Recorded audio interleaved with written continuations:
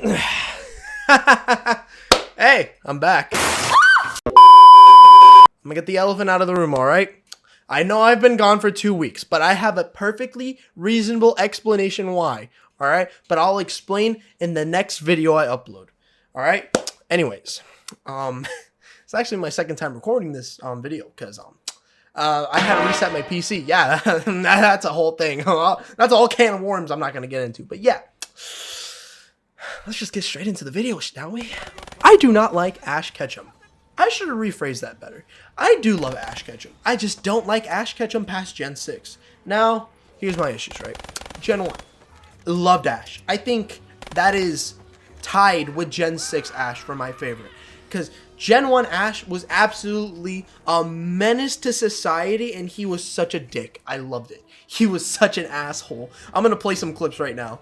I wasn't asking about your camera. I was worried about you. But you see, this camera is my life. Get yourself a new life. I don't see any beautiful girl. Just turn around.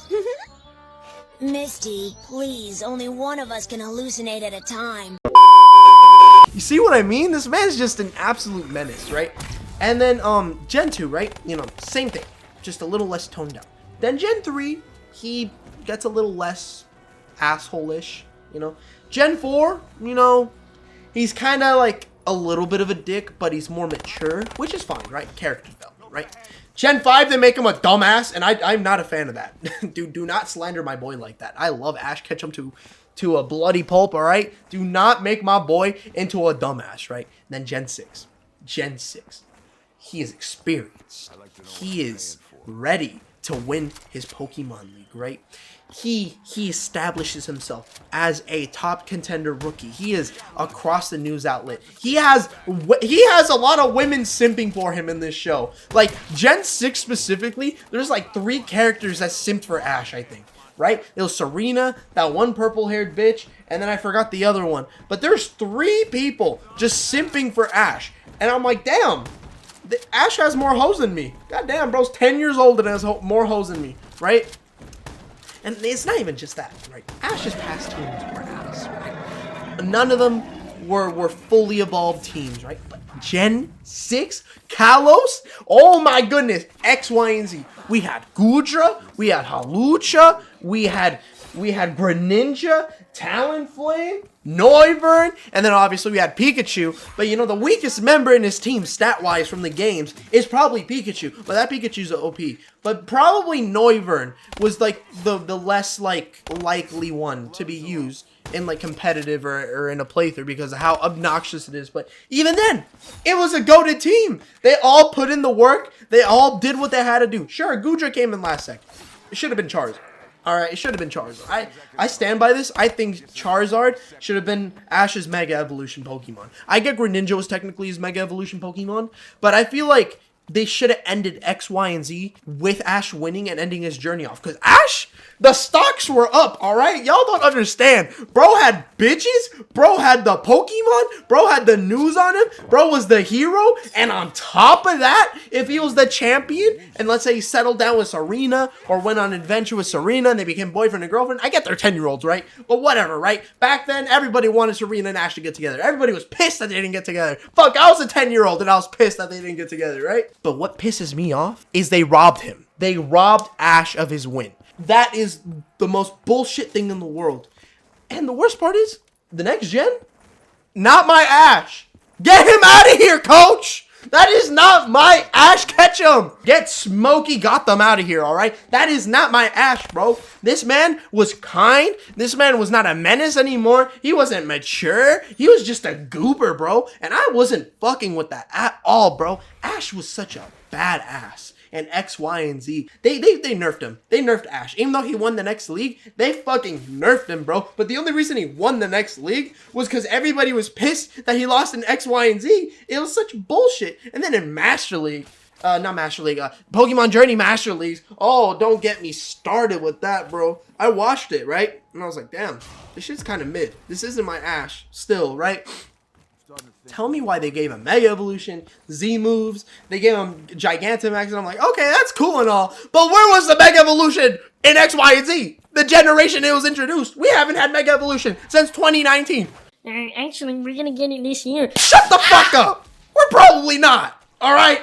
It's such bullshit, alright? It still makes me mad to this day that Ash lost in Kalos. I'll make a whole video about that. I can go on a rant on how much of a bullshit move that was, right? X, Y, and Z was peak. And then we had a Lola. The art style was iffy. And then the fights, you know, whatever. They gave him mythical. I think they even gave him a fucking legendary at one point, right? Whatever, right? He won the league. It didn't feel as earned as it would have been in X, Y, and Z. Because Ash went through a whole character arc. He became this cocky but very confident man in himself and his abilities. Then he lost in the 8th gym battle, and then he just like spiraled out of control, and then Serena had to give him an intervention and everything. You know how bad it is that they gave him that character arc. They gave a 10-year-old a fucking adult-ass character arc, and you know, they made him lose. They fucking made him lose, right? I will tweak out about that. I'm not gonna get into that. I think I've talked about that enough, right? Then in Pokemon Journeys, I felt like they tried too hard with the final battle. The final battle was good and bad in my opinion. It was good in the sense that the animation was there. Ash actually had a competent team, but it didn't feel as earned, if that makes sense. Because Ash at this point, like, I feel like they were just gonna retire him, and they were like, let's just retire him with Leon. And I'm not saying Leon wasn't like a good champion, but it's like, it's just Ash should have won in X, Y, and Z. And I'm not saying like I'm upset that he won in Pokemon Journeys. It's just it didn't feel like it was earned as much, if that made sense. Because, you know, in this show, Ash was just kind of a goober. He didn't really train. While in X, Y, and Z, bro was training every single day. Bro was like going into his peak. Bro literally fucking summoned in some bullshit anime only shit that came into the actual games. Like, that is how much bro was training. And in like Journeys, the final battle, I enjoyed it. But damn, it didn't feel as earned. When they showed all of Ash's Pokemon and in Pikachu's head telling him to get up and fight, that should have been X, Y, and Z. If there was more there in X, Y, and Z. And I get that Leon was the champion of all champions and shit, but it just doesn't feel as earned. And they hold Alann in that show. I don't give a fuck, right? It's funny. Alon's talking about Alann. They hold him. I'm not even mad that bro won, actually. I think Alann, or Elaine, or however you say his name, I'm just gonna say Alann, he was a really good rival. I think he is like probably Ash's best rival, in my opinion, right? And then they hold him. They also hold him in Pokemon Journeys. Like, they made him weak. And I'm like, damn. I get they're trying to like make Leon this bigger threat than he actually is, but fuck, bro. Alann, like, what happened, bro? Bro fell off. Damn. Get my name out of your name. Bro fell off. You know who else fell off? Rock Lee. Rock Lee fell off so fucking hard, bro. Like, it's not even funny. It's not funny, bro. This man peaked when he was 13. You know how bad it is? Bro, we see him in his 20s. He's like 20s, late 30s. Like, I think he's in his 40s right now. He peaked. He peaked when he was 13. That's what pisses me off. Rock Lee was supposed to die in the tuning exams. I think they should have killed him in the tuning exams, because this man was hoed so badly by Kishimoto. Kishimoto, I get it, right? He wrote Naruto. You know, Naruto, like, one of the most iconic animes, mangas of all time, right? But bro, holy fuck, this man is an ass writer. I said it. This man is not good at writing at all. He's not good at writing women. He doesn't know what to do with his side characters. And on top of that, he just hoes everyone. He hoed Madara. He hoed Rock Lee. He hoed Neji.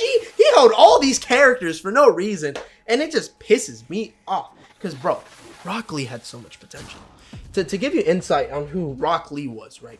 In case you've never seen Naruto or know anything about him. Rock Lee was essentially just powerless. He was the underdog. He was the underdog. He was Chicken Little in the hit movie Chicken Little. That is who Rock Lee was. Rock Lee had nothing. He didn't have Genjutsu. He didn't have Spin Jutsu. He didn't have none of this shit, right? He had no chakra. He doesn't even know how to conserve his chakra. He doesn't. I'm pretty sure he doesn't have chakra. That's how ass he was, right?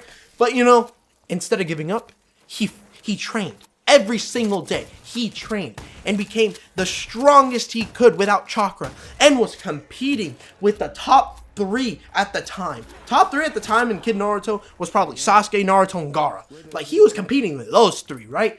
But holy shit, bro. Finding out that he was supposed to die in the Chunin exams makes sense, because bro did not do anything with his character afterwards. Because this man literally did the coolest fight. He did the coldest move in the whole wide world. Bro dropped his weights. Fucking everyone's like, oh, he had a couple weights. Bro, he was like holding hundreds of pounds of weight on his legs and arms so he can nerf himself. And then he was beating the shit out of Gaara, who was top 3 at this point, right? And just beat the fuck out of him. And then just, holy shit. This man was a menace. And then in the Sasuke retrieval arc, this man was nerfed, fighting probably the strongest, like, the strongest Orochimaru minion he sent, right? Like, he was fucking him up. And then we get to Shippuden. I'd like you to name one important thing that Rock Lee did that wasn't related at all to team scenarios. I'm waiting. You can't name anything, because he did nothing. He did nothing. He hasn't done anything. This man, they robbed him. Mike Guy robbed him. I think Mike Guy, instead of him doing the 8 gates and fighting Madara, I think it should have been Rock Lee. I think it would have been a perfect ending to his character arc. I think if Rock Lee died fighting Madara, but beat the fuck out of him, leading Naruto and Sasuke and Sakura to beat the shit out of Madara and win, I feel like if Kishimoto did something like that, I think it would have been a beautiful character arc. Rock Lee's character arc would have been perfect. He was the underdog, and he took down the biggest foe. Without him, they would have not taken down the big foe. But no, they didn't do that. Instead, they had Mike Guy just fuck up Madara, and then Madara's like, let me eat them bullets real quick. Chomp, chomp, chomp. That was fucking Madara, alright? I feel like Kishimoto could have just had both Mike Guy and Rock Lee fight Madara, and Madara kills Rock Lee. I'm not saying that I wanted Rock Lee dead. It's just, what's the point of having him in the story if he's not going to do anything? It saddens me that Rock Lee was one of those characters that got hoed over the most. I'm pretty sure the swing does more than Rock Lee. Lastly, John Pierre Polnareff. My goodness gracious, boldacious. Holy moly guacamole. Ay, Dios mío. Araki, you and I need to have a parent-teacher conference, because holy fuck, why'd you do that to him? Why? To give you context, spoilers for this whole video, by the way. John Pierre Polnareff lived a horrible life. This man's sister got murdered, and then he went to go find her, and then he got finger fucked by the main villain Dio, became possessed for a second, right? And then became a Stardust Crusader, right? Stardust Crusader. They travel across Japan to Egypt. You know, they get into shenanigans. My God, this man did not catch a break at all during this show. He did not. This man would go take a piss, and he would have to fight like a stand user that would turn him into a fucking child, and he had to like protect this random lady. Like, these are the scenarios that Polnareff has been through. This man could not take a break. Like Jotaro, Joseph, Abdul, Mohammed Abdul. I don't know why I said that. Jotaro, Joseph, Abdul, fucking Kakuni, they would all just be chilling, just like being like, I wonder what type of water I want to try. While Polnareff was over here fighting for his life against a pedophile. Like, it is that bad. It is that bad for Polnareff. And it was like that almost every single episode. This man would be left alone for 0.2 milliseconds, and this man would be fucked over. I'm not saying that the rest of the cast didn't get fucked over like that at all, but it was just the most with Polnareff. It was an unnecessary amount with Polnareff, right? And whatever, right? He, at the end of Stardust Crusaders, him, Jotaro, and Joseph, they're the only survivors, right? Iggy, Abdul, Kakuni, they all died. They're all gone. Despawned. They don't exist no more, right? And he had to witness that. He had to witness Iggy, Abdul, and Kakuni die right in front of him. And it's traumatic. It's very traumatic for him, right? And you think, okay, you know, he lives a happy life afterwards. He doesn't have to deal with this stand user ability shit anymore, right? Wrong. Araki does not like Polnareff because, you know, in between part 3 and part 5, Polnareff and Jotaro split up. Jotaro goes to Morio and meets Josuke, and, you know, all the shenanigans of part 4 happen. You know what happens to fucking Polnareff? He goes to Italy, right, to find the stand arrows. You know, find who's the little guy with the stand arrows, right? And he finds Diavolo. They run the ones, and let's just say Polnareff is not happy what happened to him. This man, Diavolo fucked him up. He fucked them. He creased his J's, to say the least. This man does not have any legs anymore. He only has one eye. He had to go into hiding, and he never saw Jotaro again. And you know, whatever, right? You know, he helps the main characters in part 5. You know, and then after that, he has a happy ending, right? Right? No! No, that doesn't happen! You know what happens instead? This man fucking gets killed by Diavolo, and then swaps bodies with a tortoise, and then fucking becomes a fucking turtle. He becomes a turtle! Like, he's dead inside a turtle without a stand. This man got fucked over so hard, and he never gets to see Jotaro again.